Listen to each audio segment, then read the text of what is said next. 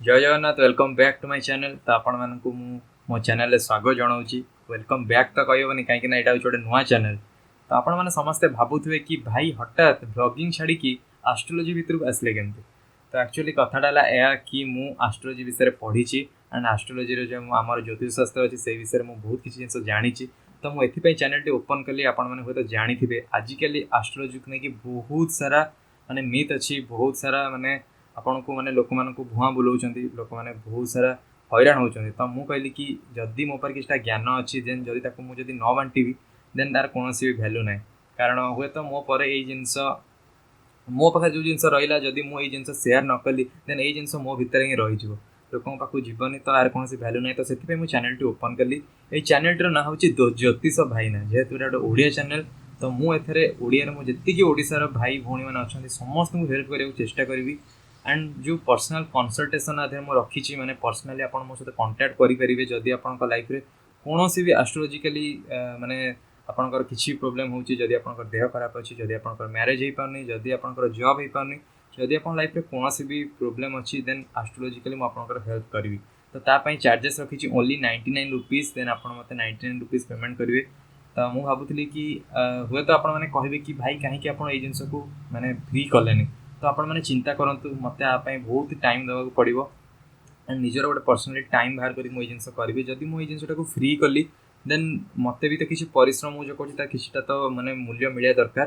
तो से मुझे जिनटा कली एंड प्राइस बहुत ही कम रखी जेहेतु आप समस्ते अफोर्ड करेंगे।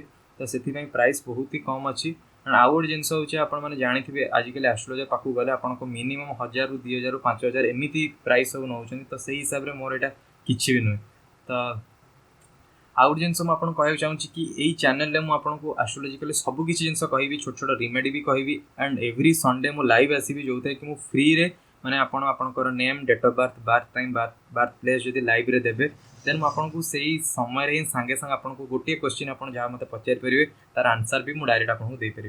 तो आम नेक्स्ट क्वेश्चन है कि आपने समस्ते भावुए ये 2021 सतर कौन आस्ट्रोलोजी वैल्यू अच्छी ना ये आस्ट्रोलोजी पूरा फेक। तो मुझे ये कहना चाहूँगी आस्ट्रोलोजी कौन फेक नुहे। आस्ट्रोलोजी हूँ ज्योतिष शास्त्र। यहाँ हूँ गोटे शास्त्र माने आम जो पुरातन ऋषि मुनि थे से लिखित गोटे शास्त्र। तो यहाँ कौन फेक नुहे। तो आपने समस्ते भावुए कि आजिकल साइंस टेक्नोलोजी जुगरे ये आस्ट्रोलोजी भैल्यू कौन। आस्ट्रोलोजी मुझे कही रखुच्छी आस्ट्रोलोजी हूँ गोटे एमती जिनस जोटा कि गोटे साइंस साइंस न आसिया पूर्व आस्ट्रोलोजी थिला एंड साइंस पलैला पर भी आस्ट्रोलोजी रही। तो शास्त्र एमती भी भैल्यू थाए। तो आस्ट्रोलोजी विषय में ये कह रखी मैं ज्योतिष शास्त्र जो कहते ज्योतिष ताकू जब आप भांगे मैंने तार जो संधि विषय करेंगे ज्योति प्लस ईश। ज्योति माने हूँ लाइट, ईश माने होते भगवान। माने एमती गोटे लाइट सोर्स जोटा कि आमको भगवान को आड़क नहीं जाए ता माने हूँ आस्ट्रोलोजी। आस्ट्रोलोजी माने यह नुहे कि आप आज की मुदी पिंधिदेले आप राजा होइए, यहाँ पिंधिदेले भिकारी होइए, सेमती किसी भी नहीं। आस्ट्रोलोजी माने हूँ माने आपणकर कर्मफल को लेकिन माने भगवान देखो यहाँ हूँ गोटे एमती साइंस जो थे कि मैंने आप प्रीवियस बर्थ रे जो जो जिन खराब जिन कि भल जिन करेंगे से हिसाब से यही बर्थ रे आपको आपणकर ग्रह मिल। आपण मैंने हूँ जानते आमर जो 9टा ग्रह अच्छी, नवग्रह अच्छी आस्ट्रोलोजी। तो ताकू ही नहीं कि आम सब बार तैयारी मैंने ओडिया जी बार अच्छी सोमवार, मंगलवार, बुधवार, गुरुवार, शुक्रवार, शनिवार, रविवार ये सबू मैंने से ग्रह को लेकिन कराई। तो हुए तो आपने भावुए कि माने जदि प्लानेट्स वैल्यू न था देन कहीं माने गोटे बार जोटा कि बहुत इंपोर्टेंट जिनस गोटे प्लानेट सहित कहीं जोड़ाई। हुए तो बहुत जन आसिक मो सहित मैंने ये कथा काटिक कहे कि भाई ताले इंग्लीश रे जो ट्यूसडे, हाँ संडे, मंडे आउ सैटरडे माने ग्रह उपर देइछि, किंतु ट्यूसडे, वेडनेसडे, थर्सडे सेगुड़ा सब कौन सेगुड़ा हूँ एक्चुअली आम ग्रीक रो जो गॉड तांको ना हिसाब से से रखाई इंग्लीश रे। किंतु आम ओडिया शास्त्र हिसाब से आम माने हिंदी शास्त्र कि ओडिया हिसाब से तो आम सब बार को से हिसाब से रखाई जो माने आस्ट्रोलॉजिकली प्लैनेट्स हिसाब से। तो प्लैनेट्स बहुत ही अधिक वैल्यू अच्छी जमी भगवान शास्त्र कहते ग्रह रूपी जनार्दन माने मु ग्रह रूप ही मनीष को कष्ट दिए कि तार भल करता है। तो एमती ही प्लैनेट्स आमको माने पूरा पूरी टॉलरेट करती, कंट्रोल करती। जो 9टा प्लैनेट्स अच्छे से मैंने आम जातक जोटा कहते आपने हूँ समस्त जानते। तो से जातक हिसाब से ही मैंने आप लग्न कुंडली हिसाब से ही आपको सब जिन ग्रह आपको कंट्रोल करता है। आपंक लाइफ में जहाँ भी भल हो ग्रह जहाँ भी खराब हो ग्रह सबकि ग्रह जो ही होता है।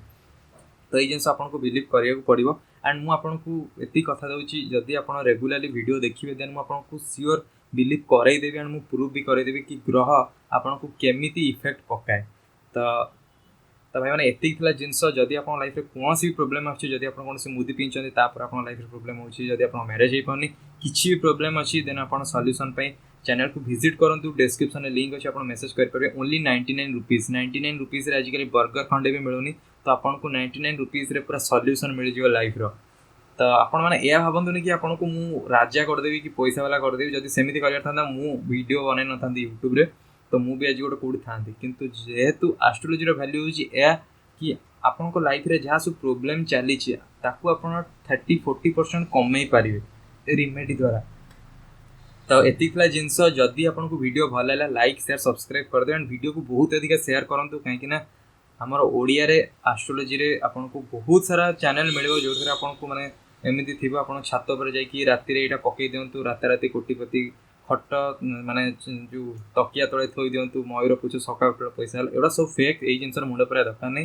आपन को बस एति जिनस मन रखियार अछि एंड तबन एतिकला जिनस ता आज पई एति की देखाबो नेक्स्ट वीडियो रे जय जगन्नाथ।